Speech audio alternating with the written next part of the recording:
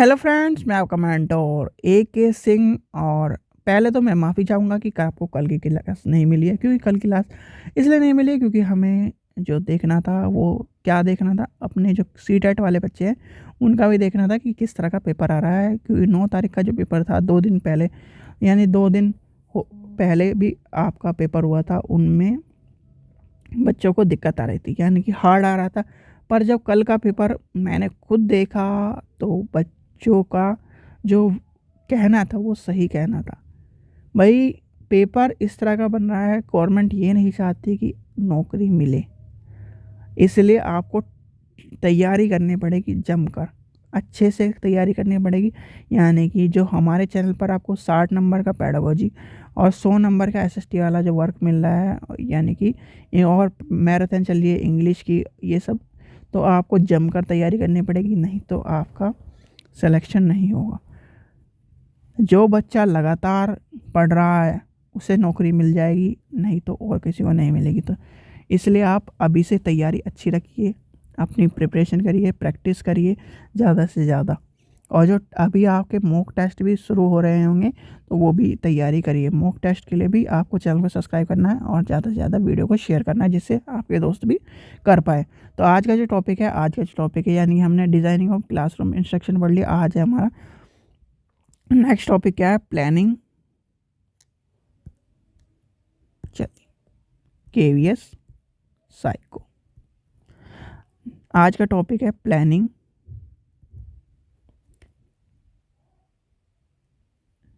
Student क्या activity. यानी कि हमें क्या पढ़नी है, स्टूडेंट की एक्टिविटी है। सीधे बात आती है प्लानिंग क्यों करी जाती है, यानी कि स्टूडेंट की एक्टिविटी की प्लानिंग क्यों करी जाती है। सबसे पहला आता है क्या और क्यों।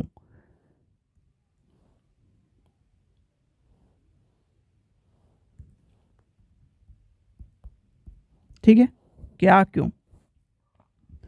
आप ये बताइए कि आप टीचर हो, ठीक है, आपके बच्चे को ज्ञान आप देना चाहते हैं, यानी कि आपको क्या देना है, ज्ञान देना है। यानी कि ज्ञान देने के लिए तो जा रहे हो भाई, टीचिंग करने किस लिए जा रहे हो। ये तो है नहीं कि हंसी मजाक करने जा रहे हो, अपने बच्चे का नाम पूछने जा रहे हो, अपने बच्चे की अटेंडेंस लेने जा रहे हो।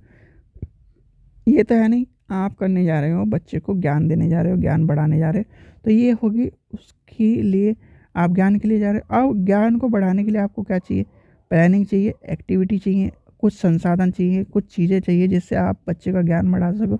तो उसी ज्ञान को बढ़ाने के लिए यानी कि प्लानिंग स्टूडेंट क्या। अभी बताइए, जल्दी बताइए क्या लिखा है हमने। आज का टॉपिक है एक्टिविटी।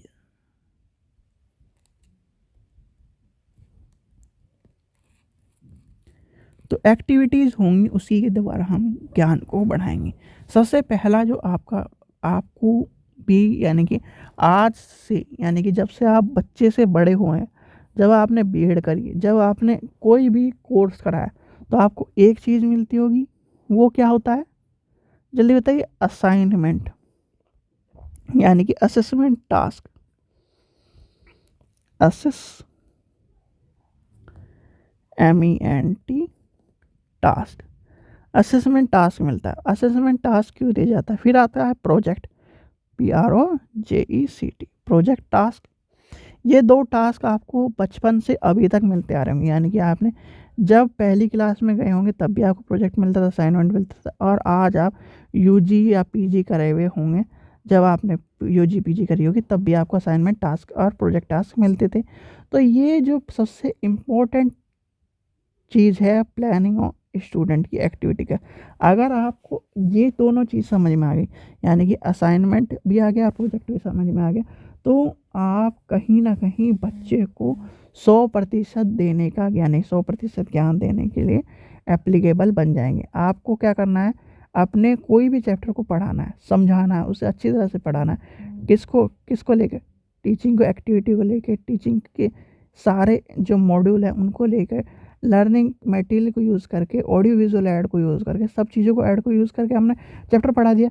अब बच्चे को तब भी समझ में नहीं आ रहा, तो हमें क्या करना है, असाइनमेंट के तौर पर उसमें जोड़ना है, प्रोजेक्ट के तौर पे हमें उसे जोड़ना है। ऐसा नहीं कि आप उसे धड़ल्ले से प्रोजेक्ट दिए जाए, धड़ल्ले से असाइनमेंट दिए जाए, ये भी नहीं करना है। जब इतने असाइनमेंट और प्रोजेक्ट एक है तो बोर हो जाए, उसे इतना क्रियोट यानी कि उसे क्रिएटिव बनाने के लिए असाइनमेंट प्रोजेक्ट देना है, जिससे उसे, मान लीजिए आपको पढ़ाना है कोई भी टॉपिक ले लीजिए, हम लेके चलते हैं एसएसटी के टॉपिक ही लेके चलते हैं हम। एसएसटी के टॉपिक में मान लीजिए मुगल का पढ़ाना है, मुगलों का पढ़ाना है, यानी मुगलों का पढ़ाना है, तो मुगलों का हर कोई तो समझा नहीं पाएगा, यानी कि हमने किताब भी पढ़ा दी, उसे सब चीज़ें दिखा दी, अब भी बच्चों को समझ में नहीं आ रहा, तो आप उसे असाइनमेंट दे दीजिए कि आप इनके क्या बनाएं, टाइम पीरियड बनाएं। टाइम पीरियड कैसे बनाएगा कि मुगल में कितने थे, कौन कौन से थे, उनके सारे चीज़ें बनाएगा।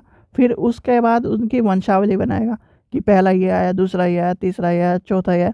और जब असाइनमेंट कंप्लीट हो जाए, असाइनमेंट कंप्लीट के बाद उसी का टाइम पीरियड में प्रोजेक्ट दे दीजिए, उसके साथ चित्र बनाने, तो बच्चा समझ जाएगा, पहले अकबर आया, फिर बाबर आया, फिर ये आया, फलाना आया, ढिगड़ा आया, मतलब ये सब चीज़ें समझ जाएगा। भाई ये क्रम से मैंने नहीं बताया, पर ये समझ जाएगा पहले कौन आया।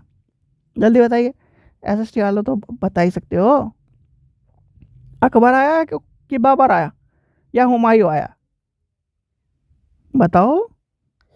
आए यही ये तीनों है क्रम से, यानी कि पहले इसमें कौन आया, हुमायूं लड़खड़ाते हुए गिर गया। एक क्वेश्चन आपको मिलेगा ही मिलेगा कि हुमायूं सीढ़ियों से लड़खड़ाते हुए, अपने जीवन काल में लड़खड़ाते हुए, अपनी व्यवस्था को चलाते हुए गिर गया, और 2 बार हारा भी। ठीक है, यानी कि डीपली आप पढ़ोगे तो 2 बार हारा भी है वो, पर एनसीईआरटी में कहीं दिया नहीं गया है। ठीक है, एनसीईआरटी में बहुत चीज़ें इस तरह की बनाई गई हैं कि इनको बढ़ा चढ़ा कर दिखाया गया है। अगर आप रियल में इनकी हिस्ट्री पढ़ेंगे तो कहीं ना कहीं बहुत दिक्कत का सामना करना पड़ेगा।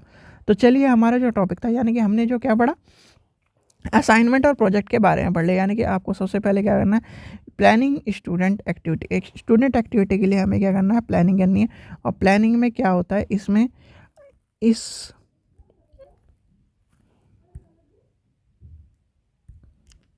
इसमें बच्चे को ज्ञान में क्या करना है, पूरा जोड़े रखना होता है, इसलिए प्लानिंग करी जाती है एक्टिविटी की। दूसरा क्या है, इससे बच्चे के ज्ञान को बढ़ाया जाता है। फिर क्या है, एक्टिविटी क्यों कराई जाती है, बच्चे को फुल या 100% क्या चीज़ों को सिखाया जा सके। एक चीज़ याद रखना, सीटेट में हमें याद नहीं कराना, यहाँ पर भी याद नहीं कराना, हमें लर्न कराना है। लर्न और याद कराने में अंतर है। एक चीज़ होती है हमें रटना, याद में जब भी आएगा, याद कॉन्सेप्ट जो होगा वो होगा रटने की तरफ। और लर्न कराने में आप किस चीज़ का, आप लर्न कराने में अपनी जी जान को झोंक रहे हैं, और याद कराने में रटने वाली प्रति है। भाई 1 घंटे में आपने कह दिया इसे याद कर लो जाके, ये कॉन्सेप्ट है समझ। और आप लर्निंग कराने में, यानी कि लर्निंग कराने में आपका 1 दिन नहीं 10 दिन जाएंगे। आपने लर्निंग कराने में एक चैप्टर को यूज़ करा, यानी मुगलों का चैप्टर यूज़ करा, तो पहले उसे पढ़ाएंगे, फिर उसकी वंशावली पढ़ाएंगे, फिर उसके सारे चीज़ें पढ़ाएंगे, तो यानी कि 10 दिन आपके चले गए। और अगर याद कराने में जाके इस चैप्टर को पढ़ लिया आपने, इस चैप्टर को 10 बार दोहरा लो, तो उसमें बच्चे का ज़्यादा होगा इन्वॉल्व। और लर्निंग में आपका टीचर का ज़्यादा इन्वॉल्वेशन होगा, स्टूडेंट का 50-50%, मतलब दोनों का ही इन्वॉल्वेशन, इस पर ज़्यादा मेहनत होगी। किसकी? टीचर की। तो याद रखना सीटेट और इसमें दोनों में याद नहीं कराया जाता, हमें लर्निंग कराई जाती है। लर्निंग कॉन्सेप्ट पे लेके चलते हैं हम, ठीक है। तो अब आगे क्या आता है इसमें, नेक्स्ट टॉपिक आता है वो आता है राइटिंग स्किल। राइटिंग स्किल्स यानी कि जो प्लानिंग एक्टिविटी जो होती है, यानी कि क्या प्लानिंग किसकी होती है? स्टूडेंट की एक्टिविटी की। और स्टूडेंट की एक्टिविटी में क्या हमें उसकी राइटिंग स्किल को डेवलप नहीं करना, उसकी क्या क्रिएटिव एनालाइज यानी कि इंक्लूडिंग क्रिएटिविटी को इंक्रीज करना, यानी कि क्रिएटिव यानी क्रिटिकल एनालाइज करना है, क्रिटिकल एनालाइजिंग, ये सब चीज़ें भी करनी है। तो ये सब चीज़ें क्यों इम्पोर्टेंट है? क्योंकि हमें बच्चे को एक बढ़ा चढ़ाकर बहुत ही क्रिएटिव बनाना है। क्रिएटिव यानी संज्ञानात्मक,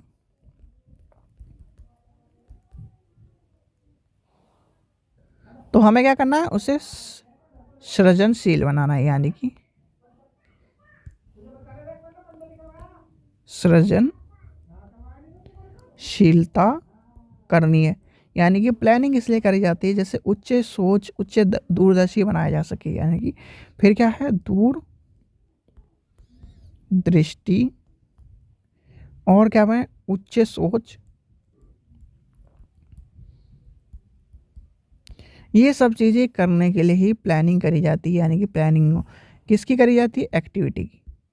यानी कि प्लानिंग स्टूडेंट एक्टिविटी क्यों करी जाती है भाई? सीधे सीधे आप प्लानिंग क्यों कर रहे हैं? आप प्लानिंग केवीएस की तैयारी करने के लिए कर रहे हैं, और प्लानिंग तैयारी कर रहे हैं तो आप उसमें क्रिएटिविटी भी लाएंगे, सृजनशीलता भी लाएंगे, दूरदर्शिता भी लाएंगे। आप 100 बच्चे कर रहे हैं तैयारी, आप क्या अलग कर रहे हैं जो 100 बच्चों से अलग हट के आपका सिलेक्शन हो जाए? तो उसके लिए आप क्रिएटिविटी भी लाएंगे, सृजनशीलता भी लाएंगे, दूरदर्शिता भी लाएंगे, उच्च सोच भी लाएंगे। उच्च सोच लाएंगे तभी तो आपका सिलेक्शन होगा। तो ये सब चीज़ें कहीं ना कहीं क्रिएटिविटी में इम्पॉर्टेंट होती है। यानी कि प्लानिंग इसलिए इम्पॉर्टेंट होती है क्रिएटिविटी में कि जिससे आपका राइटिंग स्किल, यानी आपके बच्चे की writing skill, creativity, critical analysing, दूरदर्शिता, उच्च सोच, असाइनमेंट, प्रोजेक्ट, ये सब चीज़ें बच्चे के दिमाग में ला सके, ज्ञान को बढ़ाने के लिए ला सके, पूरा ज्ञान सिखाने के लिए ला सके, 100% चीज़ों को सीखने में झोंक सके। और हमें क्या करानी है? उसकी लर्निंग करानी है, यानी कि लर्निंग, ये सब चीज़ें करानी है। तो लर्निंग जब तक ये सब चीज़ें आपको लेके चलनी पड़ेंगी। सीधे सीधे एक शब्दों में प्लानिंग इसलिए कराई जाती है बच्चे के ज्ञान को उच्च स्तर लेके चलने के लिए। और प्लानिंग के तत्व कौन से? Assignment, project, creative skill, project हो गया, असाइनमेंट हो गया, एक्टिविटीज़ होंगी, और आपको भ्रमण हो गया। ये सब चीज़ें जितनी भी एक्टिविटी, सारी एक्टिविटी इंक्लूडिंग आपको भ्रमण, यानी कि जो आप बच्चों को घुमा के लाते हो, उसमें भी आपके लर्निंग इम्पोर्टेंट होती है। तो ये सब चीज़ें हमें पढ़ना था, ठीक है बच्चों। आशा करता हूँ आपको वीडियो पसंद आई। वीडियो पसंद आई तो लाइक करें, चैनल को सब्सक्राइब करें, और वीडियो को ज़्यादा से ज़्यादा शेयर करें। इंपॉर्टेंट है, इससे आपसे एक क्वेश्चन, 1 नंबर का क्वेश्चन आता ही आता है। प्लानिंग क्यों करी जाती है? प्लानिंग में सबसे क्वेश्चन असाइनमेंट और प्रोजेक्ट वाला ही मिलेगा, यानी असेसमेंट और प्रोजेक्ट टास्क ही मिलता है उसमें।